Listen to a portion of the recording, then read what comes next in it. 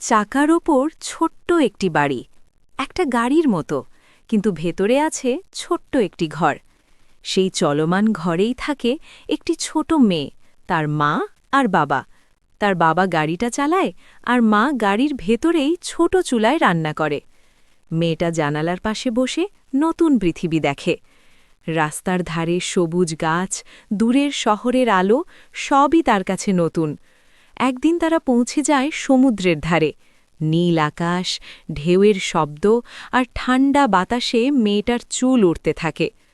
তার বাবা জাল ফেলে মাছ ধরে, মা সেই তাজা মাছ আগুনে পুড়িয়ে রান্না করে। তারপর তিনজন মিলে বালুর ওপর বসে গরম গরম মাছ খেতে খেতে হাসে আর গল্প করে।